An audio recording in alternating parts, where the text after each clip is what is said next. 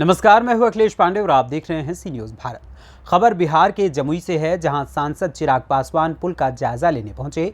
सांसद चिराग पासवान ने इस दौरान मीडिया से बात करते हुए नीतीश सरकार पर जमकर हमला बोला। उनका कहना है कि नीतीश सरकार भ्रष्टाचार की सरकार है। दुनिया का इकलौता राज्य बिहार है जहां हवा के झोंके से पुल गिर जाता है। वहीं मीडिया द्वारा पूछे गए सवाल कि जातीय जनगणना से क्या फायदा हो सकता है, इस पर चिराग पासवान ने कहा कि बिहार में जात पात को बताकर नीतीश कुमार राज करना चाहते हैं, जो अब चलने वाला नहीं है। आइए सुनते हैं इस दौरान उन्होंने और क्या कुछ कहा। नमस्कार, आप देख रहे हैं सी न्यूज़ भारत। मैं हूं वीरेंद्र कुमार। दर्शकों, जिस प्रकार आज सांसद चिराग पासवान आकर पुल का जायजा लिया, मैंने पहले भी एक खबर दिखाने का प्रयास किया था। आप जानते हैं हमारा चैनल जन समस्याओं को उठाने में नंबर 1 रहता है। ऐसे में आज सांसद चिराग पासवान हमने जानने का प्रयास किया कि क्या कुछ होगा। उन्होंने कहा कि हम पुल की रिपोर्ट राज्य सरकार को भेजेंगे, करना तो राज्य सरकार को ही है और केंद्र सरकार को भी अवगत कराने का प्रयास करेंगे। जैसे कि आप जानते हैं, ये लाइफ लाइन इधर तक हो, ये 20 पंचायतों को जोड़ने वाला पुल है, ये सड़कें हैं और साथ ही साथ एसएसबी कैंप को जोड़ने वाला ये पुल है और चरका पत्थर थाना को भी जोड़ने वाला ये पुल है। ना जाने कितने ग्रामीण आज भी बेबस हैं, किसी न किसी अपनी ज़िंदगी को खतरा में डालकर यहाँ से सफ़र करने के लिए। हालांकि नीतीश कुमार यहाँ इस पुल का जायजा लेने आए थे। Science and technology minister Sumit Singh भी उनके साथ थे। उन्होंने कहा पुल जल्द ही बनेगा। हालांकि कुछ मटेरियल गिरा भी है। अब देखना दिलचस्प होगा कि यहाँ की जो 20 पंचायत की जनता, यहाँ की जो लाखों जनता है, उन लोगों पर कब सरकार का दया दृष्टि होता है। हालांकि मटेरियल गिरा है। इस तरह लोग चिराग पासवान ने साफ मीडिया से जुड़ते हुए कहा कि 1 महीना में बोल रहे सीएम पुल बनवा देंगे, तो 1 महीना में तो पुल बनने का सवाल ही नहीं। दुनिया के इकलौता राज्य है बिहार, जहाँ हवा में पुल उड़ जाता है, जहाँ चूहे पुल को कुतर देते हैं। ऐसी घटनाएं ना सिर्फ बिहार की, पूरे दुनिया में बदनामी करती है, बल्कि बर्फ अधिकारियों के भी पोल खोलती है। देखिएगा हमारी ग्राउंड जीरो रिपोर्ट। भाई, क्योंकि उनको फर्क ही नहीं पड़ता ना। मुख्यमंत्री तो बिजी है जातियों में बांटने के लिए। उनको ये दिखाना है कि उनके समीकरण की जातियां ज्यादा मजबूत हैं। उनको ये दिखाना है कि जो जातियां उनका साथ नहीं देती वो कमजोर जातियां हैं। जो मुख्यमंत्री जात पात की राजनीति करते हो, जो दलित महादलित पिछड़ा अति पिछड़ा अगड़ा पिछड़ा की राजनीति करते हो, उनको फर्क पड़ेगा। और यहाँ के जिन विधायक का आप जिक्र कर रहे हैं, वो तो मंत्री भी है भैया। वो लोग चाहते तो क्या इस चीज़ को चुटकी बजाते नहीं रोका जा सकता था? अवैध बालू खनन को नहीं रोका जा सकता था? या पुल की मरम्मत का कार्य समय रहते नहीं शुरू किया जा सकता था? सब किया जा सकता था, पर इस पे किसी का ध्यान ही नहीं है। बिहार के विकास को लेकर मौजूदा बिहार की सरकार को कोई लेना देना नहीं है। बिहार के लोग जिए या मरे, मुख्यमंत्री अपना जातीय समीकरण बैठाएंगे और उसी के आधार पर चुनाव। चिराग सर, एक सवाल है सर, ये जनगणना को लेकर आपने छेड़ दिया है, तो अभी तेजस्वी का कल सहरसा में बयान आया है कि आपका अगर है जातीय जनगणना की सही नहीं हुआ है, तो आपकी तो केंद्र में सरकार है, आप केंद्र से भाई जब हम लोगों को केंद्र से जातीय जनगणना करा लीजिए। और चिराग जी का तो यही काम है, सुरक्षा देना, टीपीएम करना, आका को। भाई जब हम लोगों को कराना होगा, जो उन्होंने मुझ पर व्यक्तिगत टिप्पणी की, मैं उसमें कुछ नहीं कहूँगा। मैंने कहा मेरे छोटे भाई हैं, वो जो बोलना चाहे बोल ले। पर जो उन्होंने कहा केंद्र सरकार को, भाई जब हमको कराना होगा केंद्र सरकार को, जब ये ज़रूरी लगेगा हम लोग करवाएंगे। पर आज की तारीख में जो जातीय जनगणना आपने कराई है, क्या वो सही में सही है? पूछ लीजिए किसी भी आम बिहारी से, कितने लोगों के दरवाजे खटखटाए गए हैं पूछने से पहले कि आपकी आबादी की कितनी जाति है?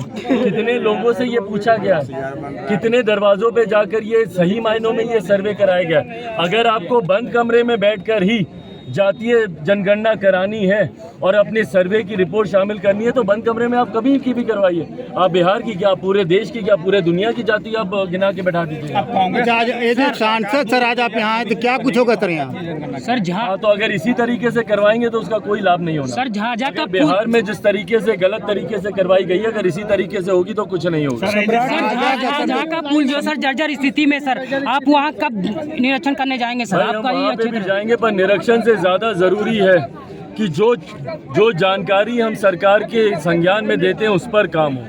उस पर अगर सही समय पे काम हो जाए तो ऐसी परिस्थिति ही नहीं उत्पन्न होगी। सर ये जो सांसद आप यहाँ पर आए हैं, क्या कार्यक्रम होगा सर इसके पुल के बारे में? भाई कार्यक्रम कुछ नहीं, पुनः एक बार फिर जो जानकारी यहाँ से हम लेकर जाएंगे, हम राज्य सरकार को देंगे। करना तो उन्हीं लोगों को है।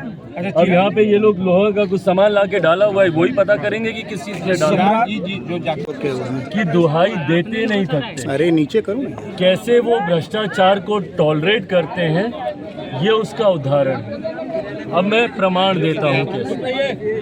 2011 में इस पुल का निर्माण हुआ, अभी मेंटेनेंस पीरियड में ये पुल चल रहा। उस दौरान अगर इस पुल के साथ ऐसा हादसा होता है तो इससे दो चीज़ें सामने आती हैं। या तो इसके निर्माण के दौरान ही इस तरीके के घटिया सामान का इस्तेमाल किया गया जिसकी वजह से आज ये पुल इस हालत में है, और या फिर जो लंबे समय से स्थानीय लोग भी जिस बात को लेकर आंदोलन करते रहे, हम लोगों ने भी उस आंदोलन में उनका साथ दिया, उनकी बात को प्रदेश सरकार तक पहुंचाने का काम। बार बार वो आग्रह कर रहे थे कि जो बालू का खनन यहाँ पे होता उसको इस पुल के आसपास होने से रोका जाए। स्थानीय ग्रामीण आग्रह करते गए, आंदोलन करते गए, कर करके थक गए, पर राज्य सरकार के कान पर जूं तक नहीं रही। और इन्हीं दोनों चीज़ों का परिणाम है, भ्रष्टाचार का परिणाम है, और जिस तरीके से अवैध बालू खनन को जो स्थानीय प्रशासन के संरक्षण में बिहार के हर जिले में पनप रहा है, उसका परिणाम है कि आज पुल इस तरीके से क्षतिग्रस्त हुआ। अगर उस खनन को होने से रोका जाता तो संभवतः फिर भी उस पिलर को कुछ बल मिलता। अगर शुरुआत में ही इतने मजबूत सामग्री का इस्तेमाल किया जाता तो मेंटेनेंस पीरियड रहने के बावजूद पुल इस तरीके से धराशायी नहीं होता। ये दर्शाता है कि किस तरीके से मुख्यमंत्री नीतीश कुमार जी के शासन में लोगों की जान के साथ खिलवाड़ किया जा रहा है। इंफ्रास्ट्रक्चर डेवलपमेंट के नाम पे इस तरीके का इंफ्रास्ट्रक्चर तैयार किया जा रहा है जो कभी भी ध्वस्त होगा, और ये पुल उसका सिर्फ एक उदाहरण है। भाई कई ऐसी सड़कें हैं, आप जाइएगा, एक बरसात नहीं होती कि सड़कों में गड्ढे आ जाते हैं।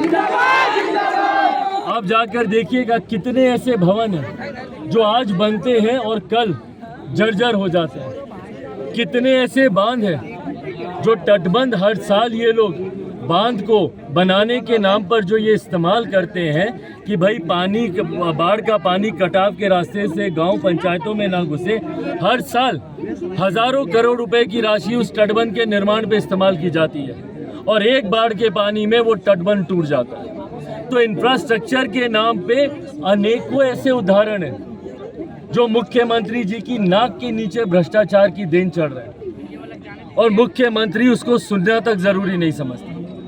इसीलिए मुख्यमंत्री जी जब यहाँ पर आए थे अपने एक प्रिय मंत्री के साथ, उनका विरोध इसीलिए हुआ क्योंकि जनता को इस बात का आक्रोश है कि जब बार बार जनता आपको इस बात के बारे में कह रही है कि भैया आप अवैध बालू खनन को आप रुकवाइए, जब बार बार हम आपसे इस बात का आग्रह करते हैं कि कोई भी निर्माण कार्य हो रहा है तो उसकी गुणवत्ता पे ध्यान दिया जाए, तभी ना निर्माणाधीन पुल किस तरीके से धराशायी होते हैं। क्यों? क्योंकि उसकी गुणवत्ता पे ध्यान नहीं दिया जाता।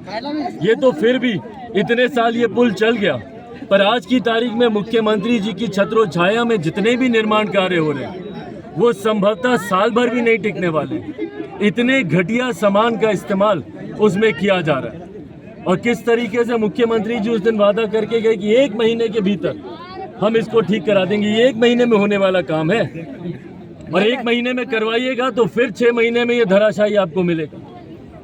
ये ऐसे कार्य हैं जिसको पूरा ध्यान और पूरा समय देके करवाना जरूरी है। पर क्योंकि मुख्यमंत्री गुणवत्ता से इतना समझौता करते हैं, और गुणवत्ता से समझौता क्यों? क्योंकि वहीं पे भ्रष्टाचार के दरवाजे खुलते हैं। अब जब तक सीमेंट में आप बालू मिट्टी नहीं मिलाइएगा तो कैसे पैसा बचेगा? जब तक आप घटिया सरिया इस्तेमाल नहीं कीजिएगा तो कैसे आपका पैसा बचेगा? और इन्हीं सब चीज़ों में मुख्यमंत्री भ्रष्टाचार को पनपते दे देते हैं, और इसीलिए जब वो बोलते हैं कि 1 महीने में क्या भैया आप इसको 10 दिन में आप खड़ा कर दीजिएगा। भाई जब भ्रष्टाचार के तरीके से ही खड़ा करना और चुनाव भर तक ही आपको खड़ा करके रखना है, उसके बाद लोग जिए या मरे आपको उससे फर्क नहीं पड़ता। तो ये तमाम उदाहरण दर्शाते हैं कि इन्हीं की वजह से आज बिहार का इंफ्रास्ट्रक्चर देश में नहीं दुनिया में, अभी कुछ दिन पहले हम ऑस्ट्रेलिया में थे, किस तरीके से बिहारी वहाँ पे शर्मिंदा होता है। क्यों? क्योंकि बिहार की खबरें जाती हैं कि पुल हवा में गिर गया, बांध चूहे उतर गए, और बिहारी देश में नहीं दुनिया में शर्मिंदा होता है, अपमानित होता है मुख्यमंत्री नीतीश कुमार जी के कार्यों की वजह से। सवाल उठता है चिराग जी कि यहाँ के लोगों ने 50 दिन तक आंदोलन किया, उसकी शिकायत उन्होंने जिला प्रशासन से लेकर। जमुई बिहार से सी न्यूज़ संवाददाता सोनू के साथ वीरेंद्र कुमार की रिपोर्ट। आपको बता दें कि इस दौरान मुख्य रूप से जिला अध्यक्ष जीवन सिंह, श्याम सुंदर पासवान, मनोज यादव, महेंद्र यादव, रुस्तम अंसारी, राहुल भावेश, उदय पासवान, शिबू सिंह, रिंकू सिंह समेत दर्जनों पार्टी के कार्यकर्ता उपस्थित रहे। फिलहाल इस खबर में बस इतना ही। देश दुनिया की तमाम खबरों के लिए देखते रहें सी न्यूज़ भारत। हर खबर आपके साथ, आपके हाथ।